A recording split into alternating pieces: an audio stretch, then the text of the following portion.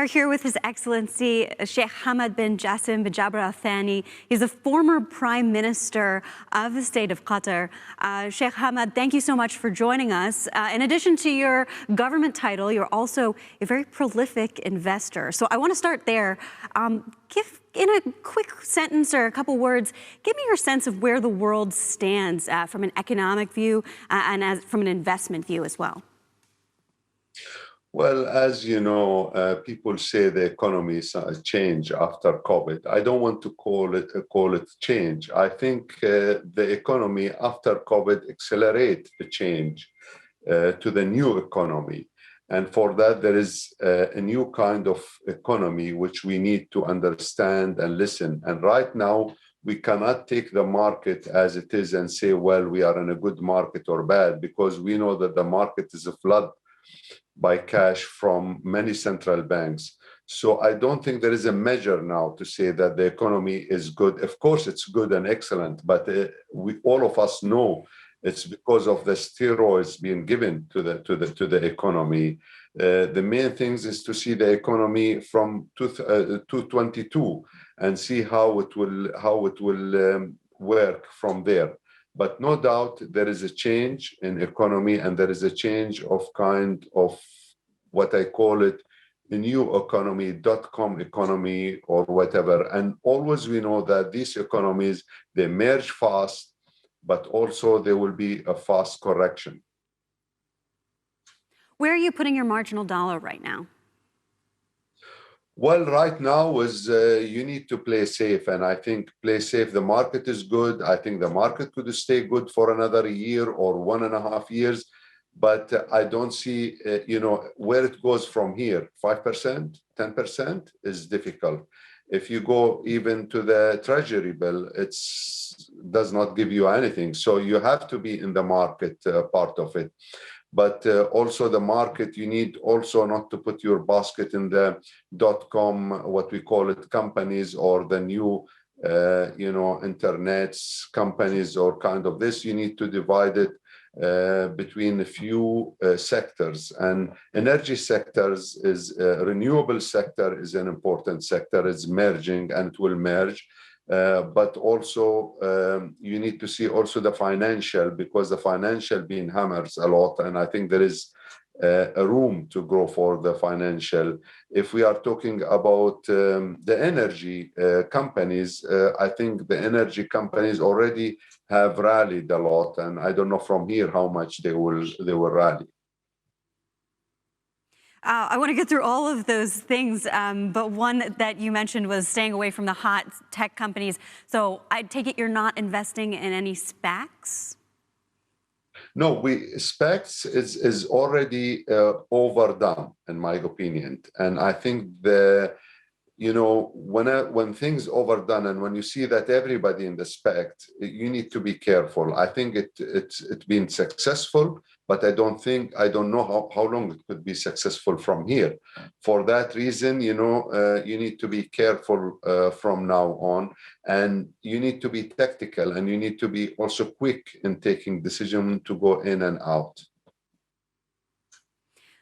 You mentioned financials. You are a key investor in a lot of European banks. Do you think consolidation is inevitable in European banking? Do you see more of that in the pipeline?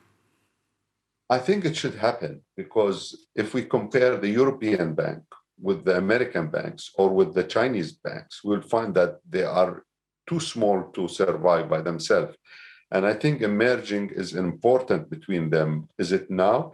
Everybody waiting to have a better valuation to think about merging. But I believe to merge now is better, because the market is being taken by the big bank, the giant bank in Europe. And if they don't do something quickly in Europe, in European financial, I think they will have difficulties to compete with the American and the Chinese. Already they have difficulties to compete with them, but they will have more difficulties to compete with them. Do you think that Deutsche Bank, something in which you are a shareholder, do you think Deutsche Bank should merge with another lender? Well, I am not in the board, so they have to decide. But I'm saying what I think, and I believe that mergers is inevitable. You're also a huge real estate investor. In fact, at one point, I think you were dubbed the king of London real estate. How has the pandemic affected your real estate portfolio? Well, there is a queen in London, so I'm not the king of, but I own some properties in London. So let us put it this way. The real estate have difficulties at the moment because of the pandemic, especially in the hospitality side, office side, retail side.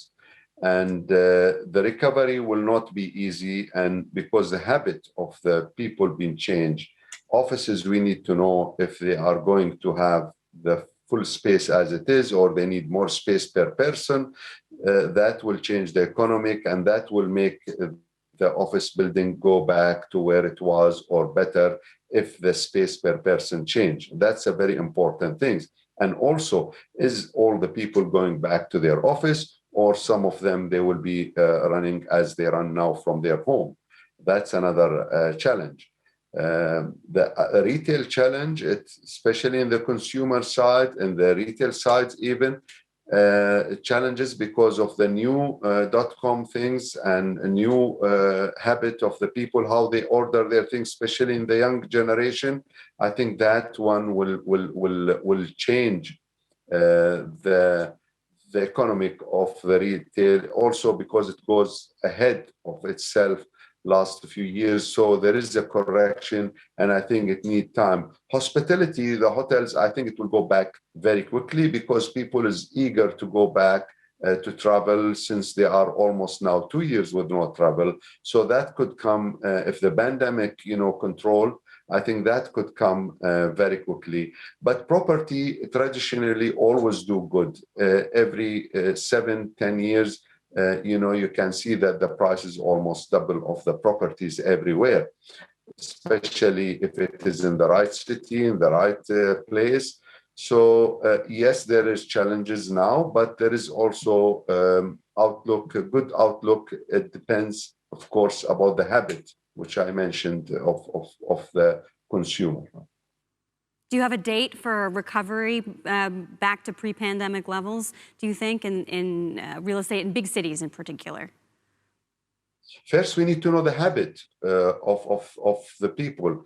Still, we know the offices is not full. Not all the banks people go back to their work.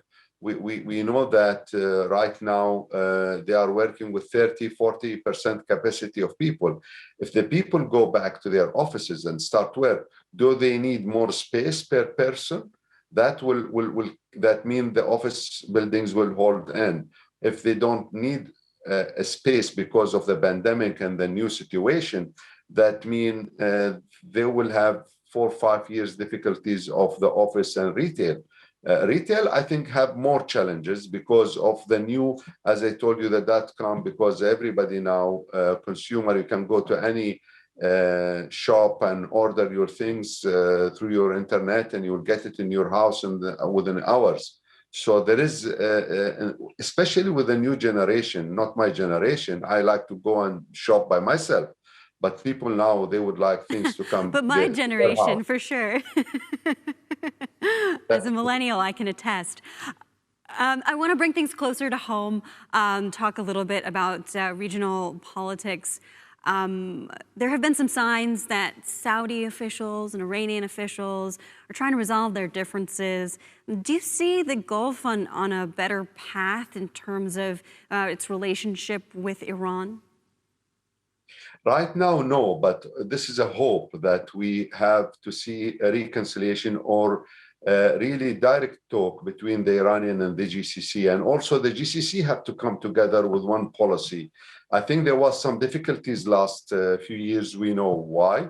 And these difficulties now, we have to think after that how we bring the GCC to act again in the right way and to face the new challenges. There is many challenges in our region.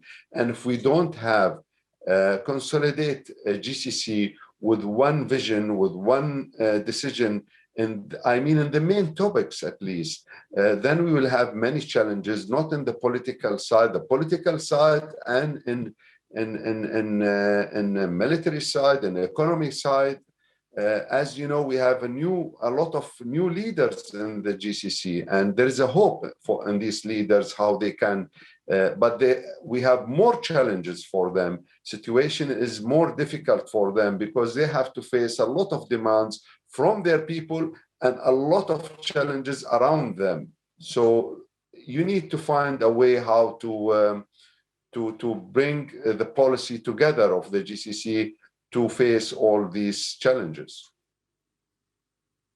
You know, a lot of Gulf experts have been saying essentially the Israeli-Palestinian conflict is not the reason that Gulf leaders are making policy decisions anymore. They're really much more focused on Iran. Do you think that's a fair perspective? Do you think that's accurate from what you're seeing and the people you talk to? Well, there is a principle, and one of the principles that there is an obligation for us to help the Palestinians to solve their problem with the Israelis. So I think they need our support to guide them for a peaceful solution with the Israelis. I think this is a very important topic. Exactly with the Iranian, we have another topic, which is important. It's different than the conflicts between the Israeli and the Palestinian. What we have with the Iranian, there is a lot of prosperities if we can work together economically, financially, culturally. We are in the same region and will stay in the same region for a long time. Just we need to be frank to each others and not to interfere in the other country's situation or politics. And I think there is a lot of prosperities ahead if both sides can take the lead to be frank and to lay the path and the way how we can develop this relation. You stepped out of the prime ministership 8 years ago. Looking ahead to the next 8 years, do you see the Middle East in a better place than it is right now? Well, realistic, still there is a lot of challenges ahead in the coming 7 years or 10 years, because a lot of issues which happened the last 7 or 8 years, it's not being resolved. It's been deferred, or it's been kept in a way which it does not develop to other things. I think people would like in the Middle East to see a democracy, and the leadership in the region of the Middle East have to give democracy to the people in a very realistic path and very realistic timetable, but the timetable to be respected by the governments, not one step ahead and 2 steps back, because that's what lead people to go for revolutions and to try to disturb the economic situation, although it's already been disturbed for many reasons. Part of the reason, the responsibility of the leadership of the region. So in my opinion, the challenges is there, maybe more challenges there. And this is why the leaders need to act in a different way and accelerate their performance in their countries. Sheikh Hamad, thank you so much for joining the Qatar Economic Forum. Pleasure to speak with you today. My pleasure. Thank you.